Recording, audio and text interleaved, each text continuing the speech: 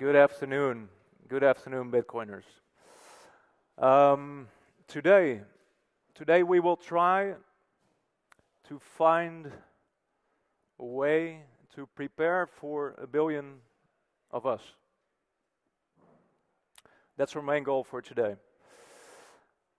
And yeah, this presentation is in particular for Bitcoiners that like to contribute. It's for those that wonder, what can I do to ensure a Bitcoin future that I want? And this is a question that I asked myself a few years ago, and it led me to my current mission, which is designing for 1 billion Bitcoiners. So, who am I? My name is Aldert. I'm lead designer at Synonym. Also, together with John Carvalho, I manage our brand portfolio there. And in short, I like to build brands and products that empower society and accelerate hyper-Bitcoinization. So let's get started. First, I would like you to meet the ultimate Bitcoin grandma, dreamed up by Midjourney. Isn't she gorgeous? I mean, just look at her. As you may know, Bitcoin adoption tends to happen in waves, and the next wave is upon us in a few years or so. We're moving from early adopters to early majority, ballooning from 100 million users to about 1 billion. So Bitcoin is going mainstream, and grandma here is next. So in order to prepare for 1 billion users, we need to take the Bitcoin brand and the Bitcoin experience to the next level. We need to improve the experience and to make sure that it is more approachable. In order to do so, we first need to decode the Bitcoin brand. And second, we'll pinpoint some factors that drive this next wave of adoption. Third, we can assess and evaluate the current Bitcoin wallet landscape. And our learnings help us then to tailor our approach, to better our approach, to not only attract but also retain this new wave of users. And this eventually leads us to a future, hopefully, where Bitcoin is the norm, not the exception. So, Bitcoin, what a powerhouse of a brand. I mean, just look at it. The logo alone, it's just so powerful. It's so effective. It's simple, yet it conveys a lot of meaning just through its symbolism. It immediately makes you think of money, right? Because it sort of resembles the dollar symbol as well. Now, Bitcoin is recognized by millions across the world. And this global brand recognition was achieved with zero marketing budget. Thanks to all of us. We all spread the brand in a decentralized manner, just like Bitcoin itself. But what is Bitcoin really? Bitcoin is not a single thing, it's many things, and what it means for you is probably something very different from what it means to me. So, and this is because of what you know and feel about Bitcoin is dictated not by its transformative technology alone, but even more so by its brand and its interface. You see, a decentralized protocol like Bitcoin poses unique branding challenges. The brand morphs over time, because unlike Apple or Nike, there's no central entity that drives a consistent brand image.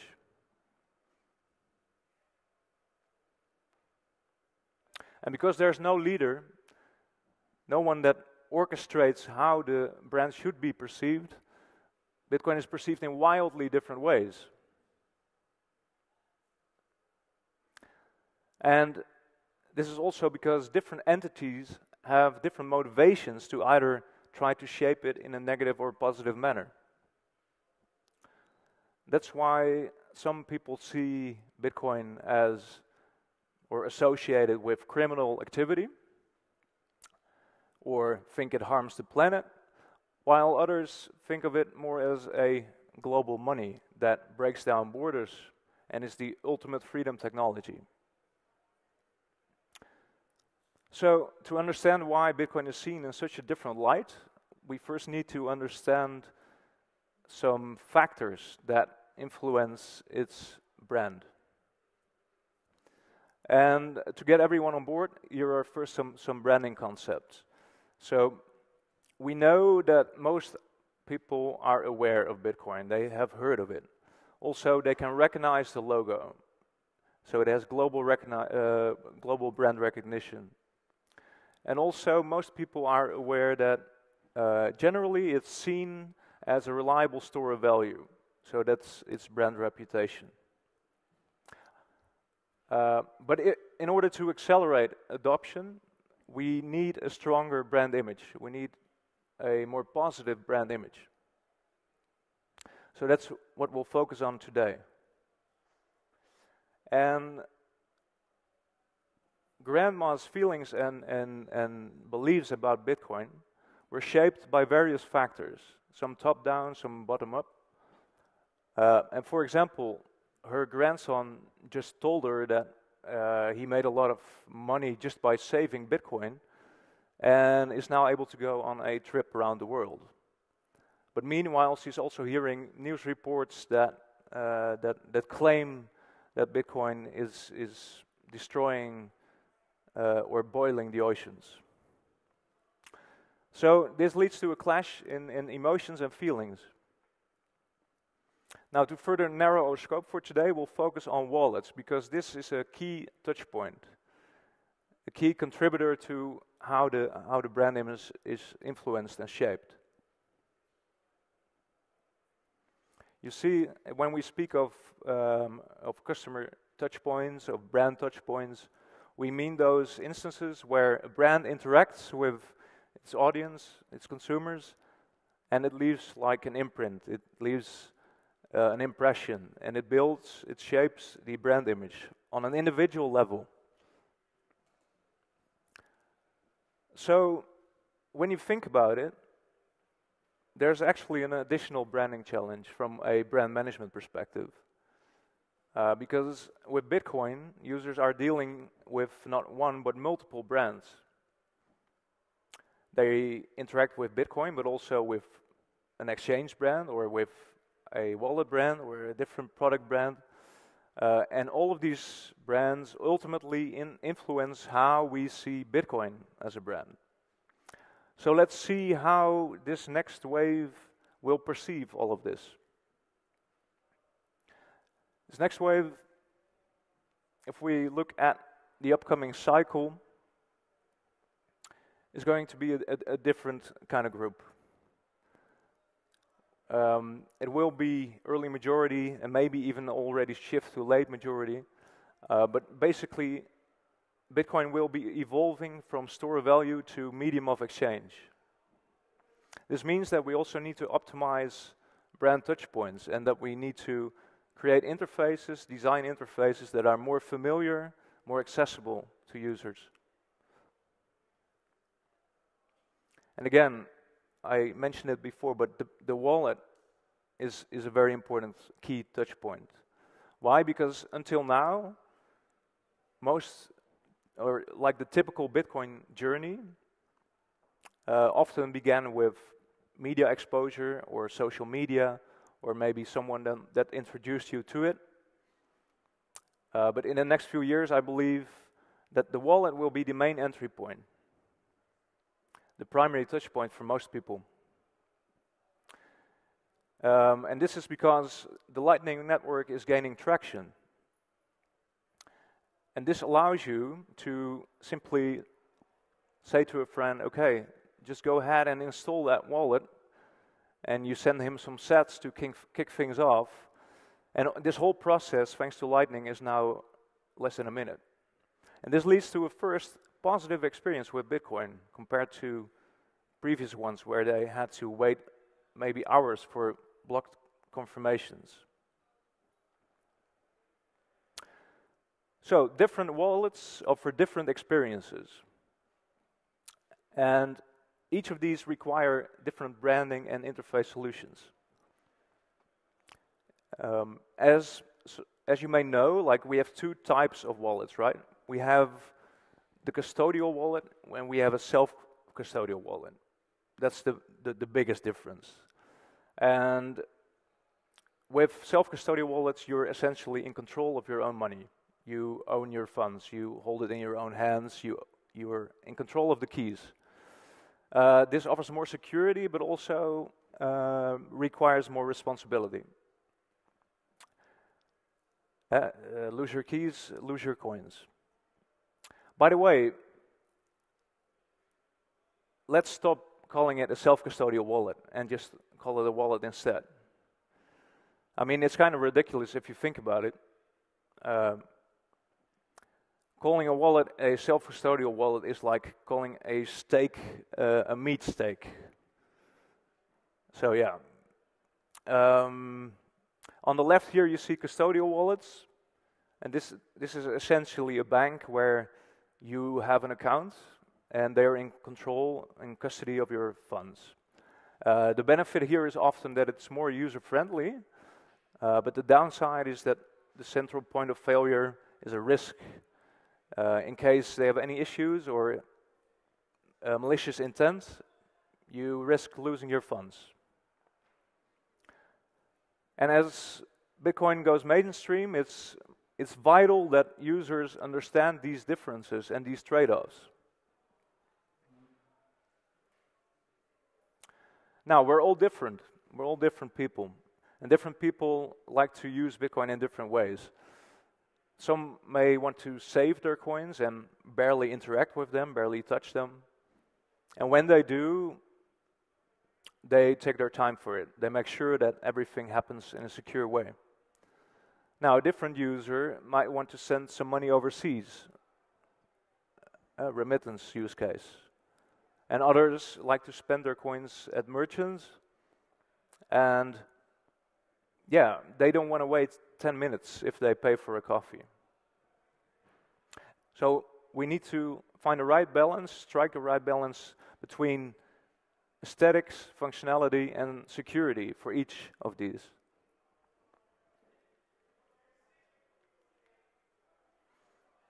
Another interesting thing is that Bitcoin actually has a benefit over centralized platforms.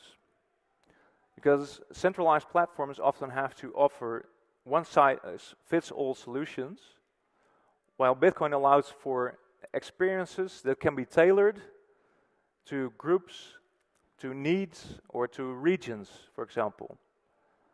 Let's take Africa. Bitcoiners in Africa favor high-contrast, simplistic interfaces because they have to deal with bright sunlight or older devices. So, where are we now? Let's first take a quick, brief look at history, the history of Bitcoin wallets. It's no coincidence that the first people that interacted with Bitcoin, that played with Bitcoin, were tech-savvy cypherpunks. And these had a unique mix of interests. They liked money, they liked cryptography, and personal freedom. But also they had a very high tolerance for friction. And this was needed because these early interfaces were very hard to deal with. They were not easy on the eye. And it took a long time to install these. It was a tedious process. And when you got it to work, there was another challenge, which was paying someone. First of all, you had to find a Bitcoiner that you could pay, or a merchant. But also you had to manually type a long string of letters and numbers, or copy that with the risk of copying the wrong address. So a lot of funds got lost. You probably have seen this case in the media as well, where the thing is that backups were not intuitive, and Yeah, this led many to lose coins in virtual oblivion or even literal landfills.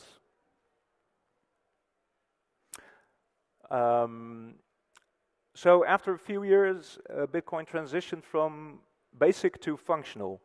So this is around 2013 where two major players emerged, blockchain.info and Coinbase. And blockchain.info catered more to those that wanted to be in control of their own funds, and Coinbase to the casual user. Now, these platforms were designed to be more approachable. They had a clear interface, clear language, more intuitive buttons. But still, the downside to all of these software solutions was that it was always online.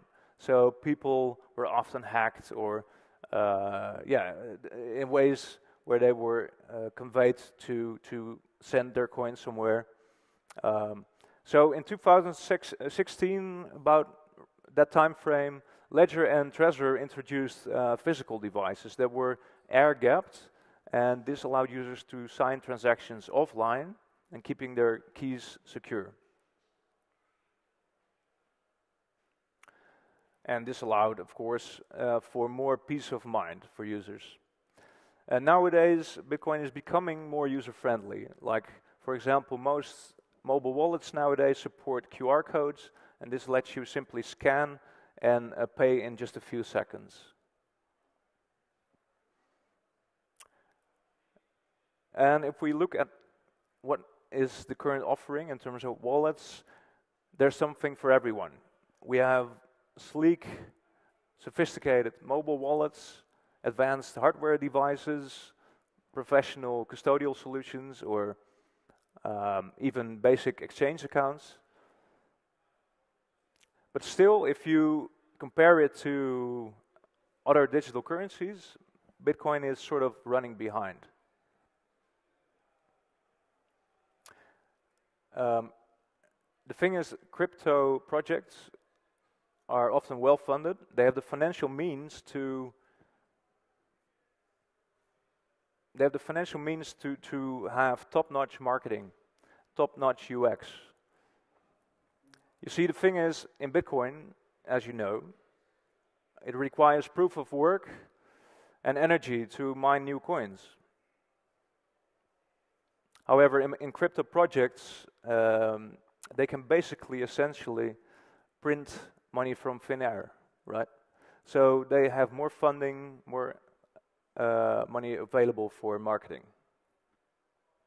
This is a tragedy of the commons for Bitcoin, where the brand image takes a hit, you could say, because there's no coordinated effort or marketing budget to improve it. However, there's some good news. The Bitcoin industry is increasingly attracting more funding, more capital. And I believe this influx of capital will ultimately allow Bitcoin to catch up in this regard. Okay, where do we need to go to onboard this next wave? We need to humanize interfaces more. We need to be more user-friendly. We need to dumb down complex concepts.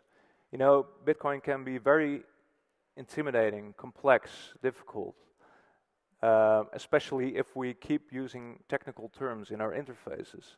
So we need to use a relatable language and tone of voice and use analogies. But also we can automate a lot in the background. And this allows us to not bother the end user with complex questions. And again, we don't need technical jargon in our interfaces. Instead of an on-chain balance, why don't we simply use everyday words like savings? Also, first impressions matter. So, attractive interfaces help a user feel comfortable, help them take the first step. So visual details are not just a sauce that you put on there. They build trust. and they help demystifying Bitcoin. For example, in our mobile wallet BitKit, we have this slider interface that allows you to quickly move funds from your savings to your spendings balance.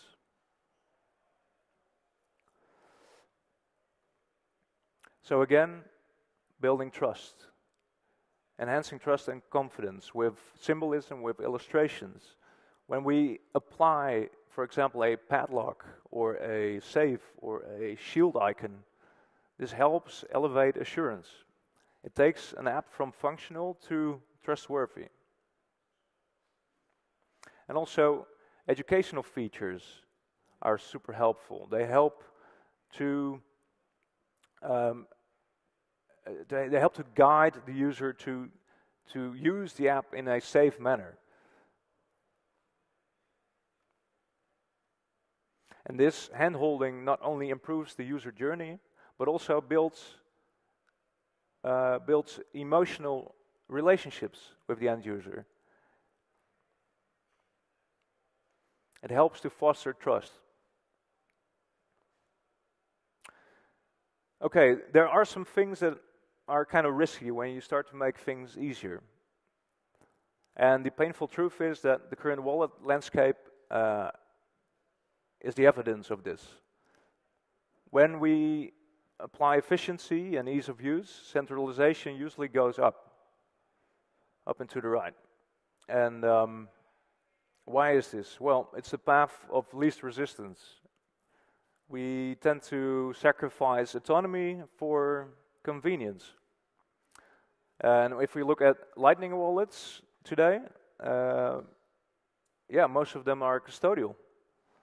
And what that means is that we can ask the question, are these actually Bitcoin users? Or are they simply account holders of a digital bank?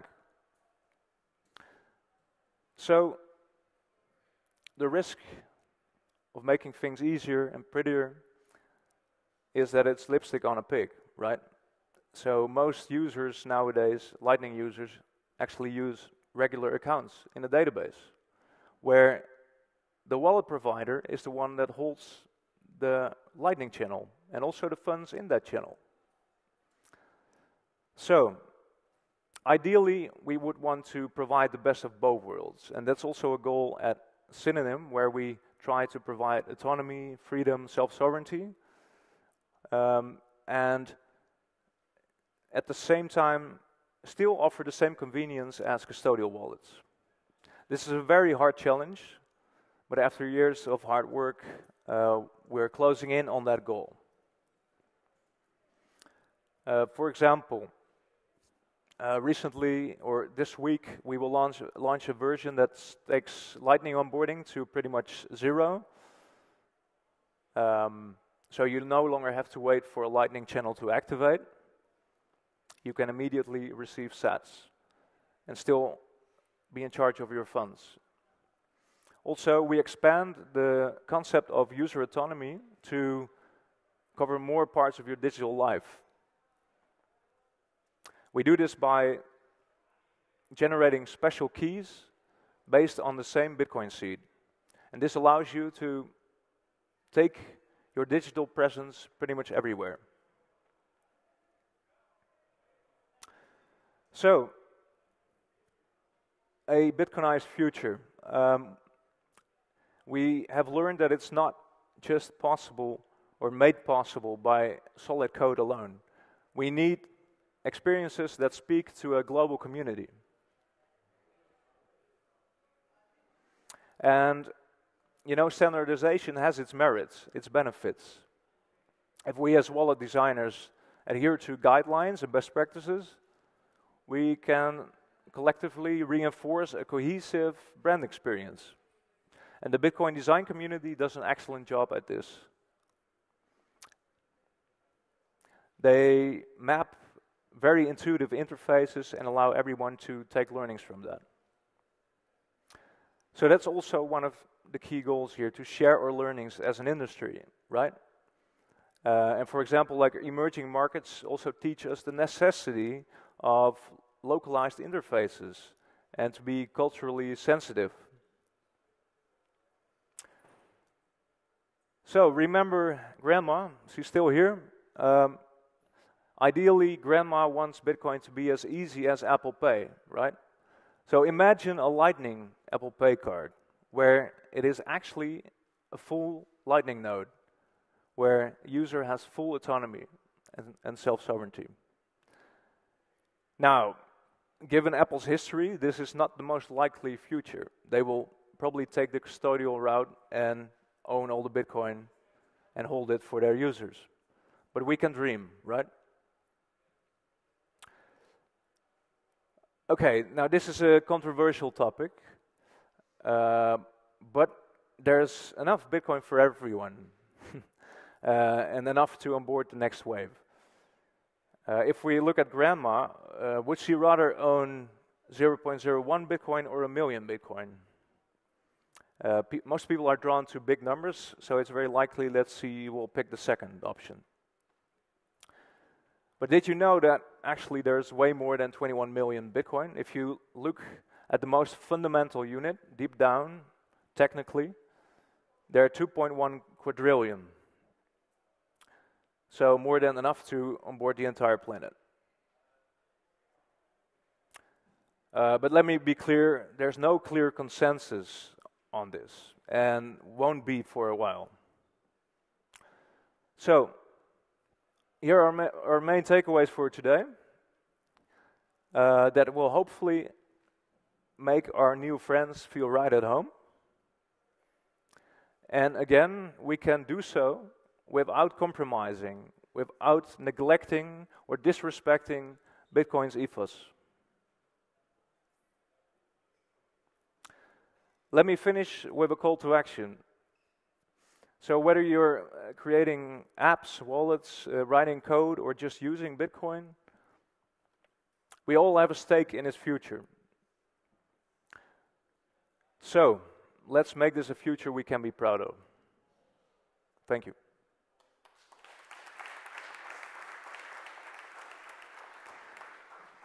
If there's any time for questions, feel free to raise your hand.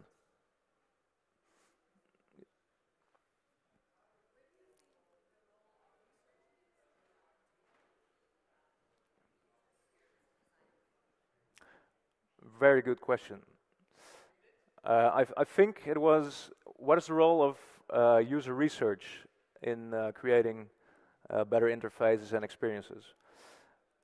There's a role, and I think it's important. However, I also want to make a remark that at this stage, it's still important to also be visionary in anticipating what people might appreciate and might like. It's the same as the famous quote, right, from Ford, where I think he said something in the lines of, when you ask people what they want, they will tell you they want faster horses, right? So we're still very early, and I think it's valuable, but perhaps in a bit later stage. But I mentioned that, of course, community input is super vital and important to at least streamline and optimize things. Yeah.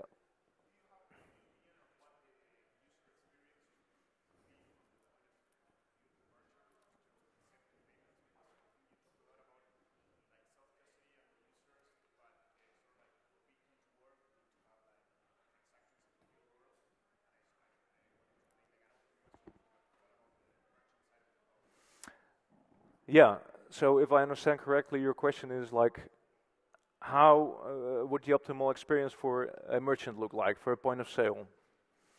I guess, yeah, I didn't touch on this, but I guess it would be similar to how it is now in the traditional financial world, you know, where they basically have a dedicated device to display a QR or NFC technology to have you make a payment. But I guess you're also referring to more the overall interface of the POS system. Yeah, that's a whole different type of specialism, I would say. And I don't have a clear opinion on that, on how to improve that, other than to simply look at what is working now in a traditional space, because it isn't that different, really.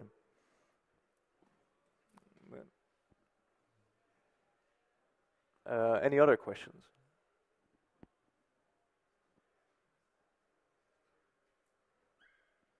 All right. Thank you so much again. Thank you, Miami, for the last 3 years in this amazing city. The whole world shut down, but Miami welcomed us with open arms. We want to show Bitcoin to the whole world. We are taking the conference on the road to set the stage for Bitcoin in a new city.